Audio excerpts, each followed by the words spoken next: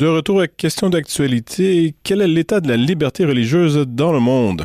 Depuis un quart de siècle, l'organisation Aide à l'Église en détresse dresse un bilan global de cette question fondamentale. Son rapport 2025, intitulé « Liberté religieuse dans le monde », tout juste publié, analyse la situation dans 196 pays et révèle des constats troublants. La liberté religieuse est gravement violée dans 62 d'entre eux, dont 24 où règne la persécution et 38 où persistent des discriminations systématiques.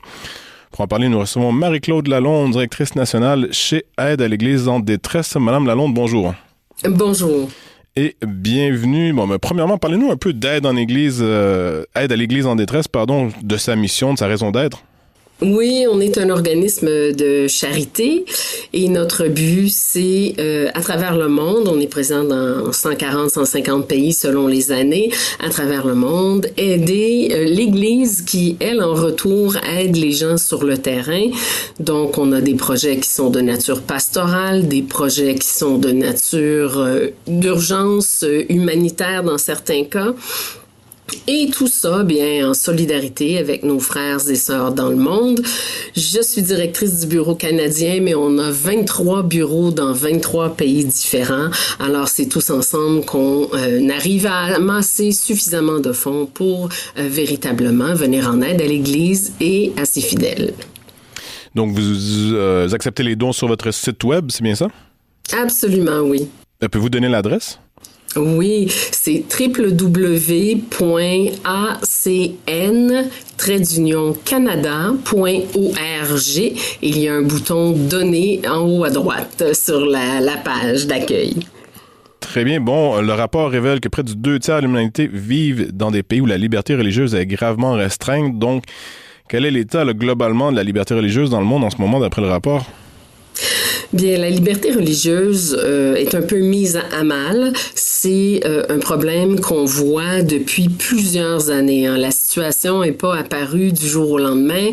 Dans nos évaluations successives, on a vu que la situation se détériorait. Donc oui, c'est vrai que des fois, quelque part, ça s'améliore, mais généralement, ça se détériore ailleurs pour arriver à des graves violations dans 62 pays du monde. Rappelons que le rapport est disponible sur votre site web. Donc, pour ceux qui veulent constater la chose dans son entièreté, vous pourrez le trouver sur le site web mentionné là, de Aide à l'Église en détresse. Est-ce qu'il y a des régions qui se démarquent positivement par leur liberté, disons, soutenue ou négativement par les violations envers les libertés religieuses? J'irais plutôt par la négative, dans le sens où les pays où ça va relativement bien sont généralement les pays occidentaux. Pas tous, mais de manière générale. Donc ça, c'est assez facile de se faire une idée. Les endroits où ça va moins bien, c'est dans les pays où il y a souvent des régimes politiques très autoritaires. Donc on voit des resserrements en ce moment en Amérique latine là, qui nous inquiètent un petit peu.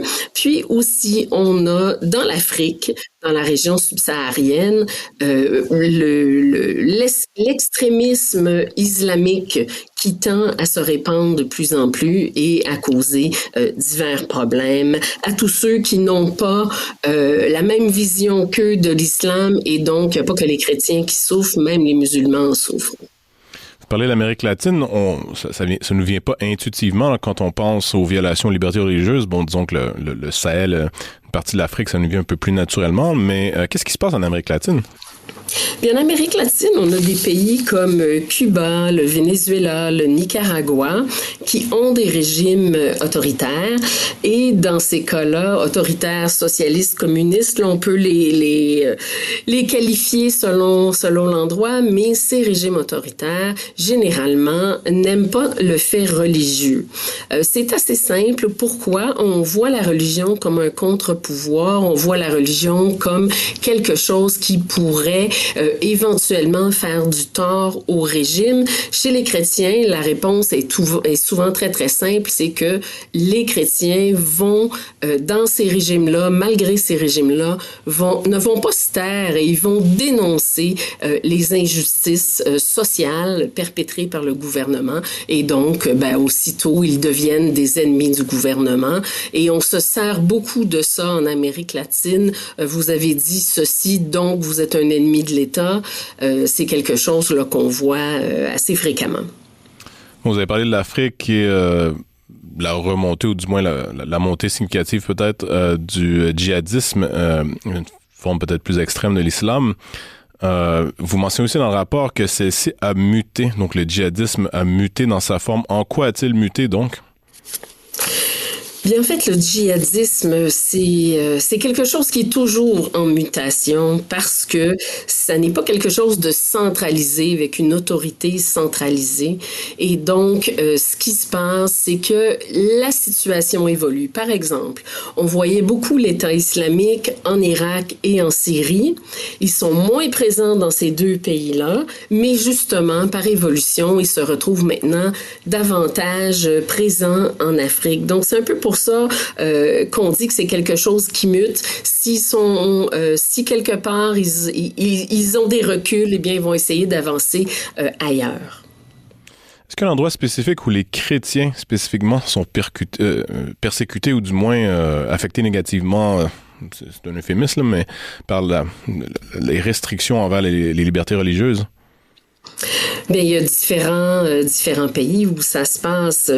Par exemple, je vais vous donner un exemple assez facile. La Chine, le gouvernement communiste voit les croyants de toute religion comme étant des sources potentielles là, de rupture avec le régime. Et donc, ce qui se passe, c'est que on a créé des règles, des lois qui font en sorte que les organisations religieuses doivent être inscrites auprès du gouvernement.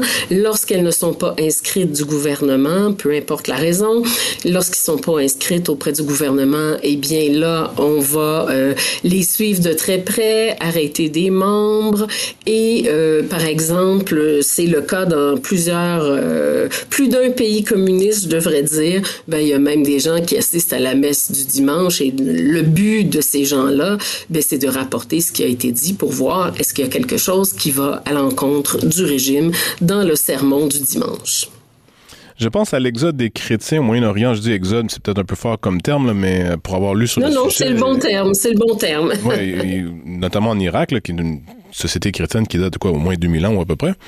Est-ce que le rapport en fait lieu, dans le sens où l'exode peut être vu comme le résultat d'une persécution religieuse ou le résultat de la guerre ou de d'autres situations difficiles? J'ai envie de dire, donc, quel est l'état des chrétiens au Moyen-Orient en ce moment?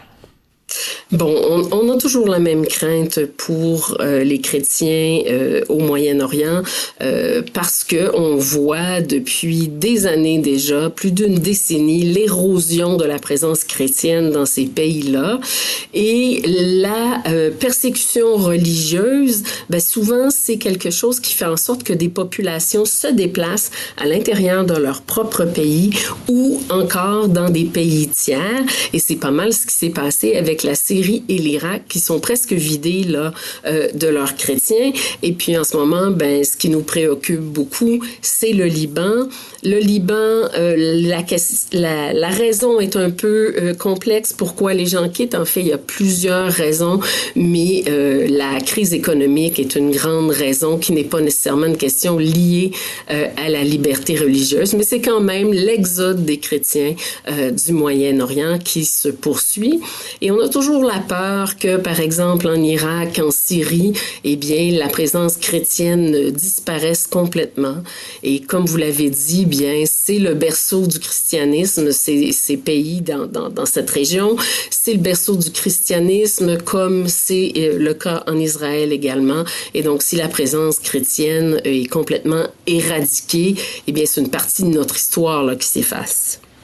Tout à fait. On a parlé du djihadisme, des différents gouvernements autoritaires, mais quelles sont les causes globalement là, de la persécution religieuse dans le monde?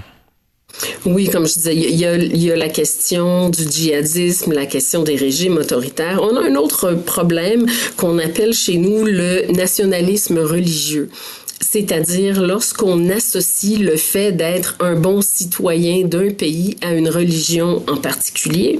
Je vais vous donner le cas de l'Inde qui est un cas patent, c'est-à-dire on dit le message qui est véhiculé par le gouvernement et aussi par les pairs, c'est que l'Inde doit être hindoue et tout ce qui n'est pas hindou est une influence indue de l'extérieur. Et donc, les chrétiens sont vus comme une influence extérieure et dans certains cas, l'administration aussi reprend ces critères-là. Donc, il peut être plus difficile là, pour des chrétiens d'accéder à certains postes administratifs, par exemple dans le gouvernement, d'être accepté dans certaines écoles, de pouvoir se sentir libre et en sécurité dans son propre pays. Donc, ça aussi, c'est un grand problème. On a aussi un problème nouveau pour la liberté religieuse. Je dis nouveau parce qu'il prend de l'ampleur, c'est quelque chose qui existait déjà, mais le crime organisé. Si vous écoutez les nouvelles, le Nigeria, Haïti, le Mexique, ce sont des endroits où le crime organisé s'en prend à l'Église. Et encore là, on s'en prend à une minorité souvent, ou on s'en prend à l'Église parce que l'Église va dénoncer le banditisme, va dénoncer le crime organisé et tout ce qui vient avec, toutes les difficultés qui viennent avec. Et donc, le crime organisé essaie aussi là de s'en mêler. Et donc, même si ce n'est pas un refus de liberté religieuse, dans les faits, c'est ce que ça finit par créer. Et dans ces pays-là, il y a beaucoup aussi de meurtres de prêtres, de diacres, de religieuses, d'évêques. Et donc, c'est une situation où les chrétiens savent que leur vie, parfois, tient à un fil. Et qu'est-ce que l'Église fait pour tenter de remédier, dans la mesure du possible, à ce problème qui est clairement mondial? Oui, en fait, l'Église souvent va agir comme un vecteur de paix ou enfin un promoteur de la paix. L'Église, dans bien des pays, est impliquée au niveau du dialogue interreligieux, parfois impliquée dans des dialogues avec les gouvernements qui sont source de problèmes. Et on prêche toujours en disant qu'il ne peut pas y avoir de paix durable s'il n'y a pas de liberté religieuse. Et là, c'est la liberté religieuse pour tous. On ne parle pas que de nous, chrétiens, mais c'est vraiment la liberté religieuse pour tous. Et l'Église tente de jouer ce rôle et parfois avec succès. Et il y a des régions du monde où ça se passe mieux. Et parfois même, si un pays est difficile, il peut y avoir une région à l'intérieur du pays où les choses sont plus faciles. Et dans certains endroits, on voit même les chefs religieux se saluer lors de fêtes, c'est-à-dire que les musulmans vont présenter leurs bons vœux aux chrétiens et vice-versa.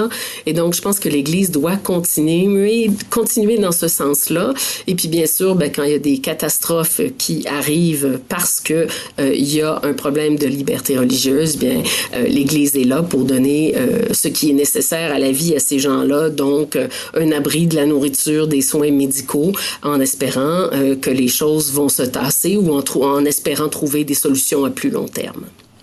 Au Canada, de mémoire, on parle de quoi? Moins une centaine d'églises qui ont été brûlées depuis l'affaire des pensionnats autochtones. Il y en a peut-être plus si on... Non, il y en a moins, en fait. Il y en a combien exactement? Il y en a 33. Il y a 33 églises qui ont été incendiées. Oui. C'est quand même assez significatif. C'est choquant quand même comme chiffre, oui. Exact. Est-ce que le rapport mentionne, je l'ai feuilleté rapidement, mais est-ce que le rapport mentionne la situation de l'Église et la situation de liberté religieuse au Canada? Oui, en fait, la liberté religieuse au Canada, il y a de plus en plus d'incidents de haine pour motifs religieux.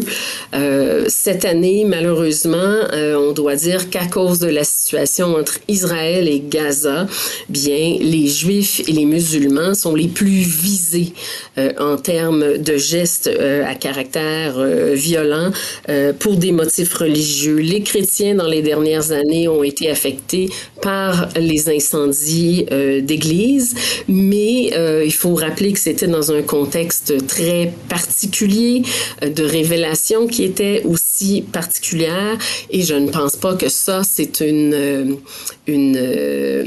fil conducteur qu'on verra là, dans les années qui viennent. Je pense plutôt que c'est quelque chose de limité dans le temps, mais non moins déplorable. Et le rapport mentionne aussi la liberté religieuse à l'ère de l'intelligence artificielle. En quoi est-ce que l'intelligence artificielle joue-t-elle un rôle dans ce contexte-ci? Oui, c'est pas évident nécessairement de faire le lien entre les deux. Mais c'est intéressant, par contre. Très intéressant, effectivement. On sait, l'intelligence artificielle peut apporter beaucoup, même pour les groupes religieux, mais en même temps, ça peut aussi être une façon de contrôler une population, de contrôler une minorité. Il y a des endroits où des caméras sont installées avec reconnaissance faciale, et donc le gouvernement sait qui est rentré dans une église, qui est sorti de l'église. Il y a d'autres cas où ce sont des copies des téléphones cellulaires qui se font. C'est le cas de la Corée du Nord, si je ne me trompe pas. Et donc, la même chose, si la personne fait des recherches sur des thèmes chrétiens, eh bien, on le saura via son téléphone. Donc, ça peut devenir un outil de contrôle et un outil de recrutement aussi pour le djihad. Dans certains cas, on l'a vu, c'est arrivé même chez nous. Et donc, il faut à la fois, je pense, se réjouir de ce que l'intelligence artificielle nous apporte et prendre ce qu'il y a de bon, mais en matière de liberté religieuse, c'est un couteau à double tranchant. Je suis curieux, comment est-ce qu'on a utilisé l'intelligence artificielle pour recruter en faveur du djihadisme exactement? Est-ce qu'il y a un cas concret? Il n'y en a aucun qui me vienne à l'esprit, du moins, je n'ai pas lu sur le sujet. Là. Oui, en fait, je m'exprime peut-être un peu mal. Je ne sais pas si directement l'intelligence artificielle a été utilisée, mais en tout cas, des algorithmes ont été utilisés, par exemple, pour faire du regroupement, du recrutement sur Facebook. C'est un exemple où des algorithmes, probablement maintenant générés avec l'intelligence artificielle, ou en tout cas gérés avec de l'intelligence artificielle, ont favorisé du recrutement, parce que si vous faites une recherche là-dessus, soyez assurés que tous les médias sociaux que vous utilisez ne vous parleront que de ça dans les jours qui viennent. Oui, tout à fait. C'est des techniques de marketing, finalement. Voilà. Est-ce qu'il y a des aspects positifs à l'intelligence artificielle en ce qui a trait à la liberté religieuse? Ben, je pense que oui, il peut y avoir des choses positives avec l'intelligence artificielle. Je pense par exemple à certaines applications développées ou en développement où les gens peuvent poser des questions sur leur foi. Je sais qu'il existe quelque chose du côté des musulmans, mais je suis pas très au courant. Mais du côté des chrétiens, par exemple, une application dans laquelle vous pourriez discuter et on vous donnerait de l'information sur votre questionnement en rapport avec votre religion. Donc ça, c'est des choses qui sont en train d'être développées.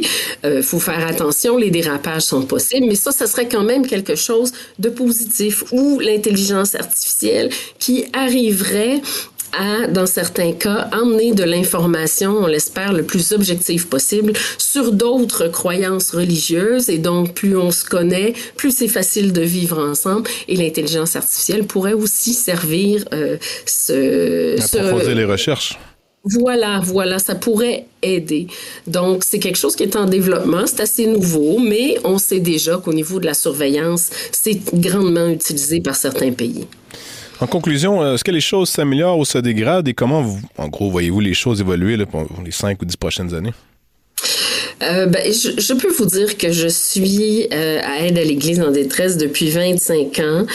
Puis malheureusement, je fais toujours le même constat d'année en année. Les choses se dégradent pour toutes sortes de raisons, hein, parce qu'il y a aussi des situations de guerre qui finissent par créer des conflits interreligieux et des difficultés pour certaines minorités. Donc, on a la guerre, on a les gouvernements autoritaires, comme on le disait, on a le djihad, l'intelligence artificielle, et ce sont toutes des choses qui rendent la vie difficile aux croyants de toutes les confessions. Et malheureusement, je dois dire que je ne vois pas d'amélioration. Qu'est-ce que je vois pour l'avenir?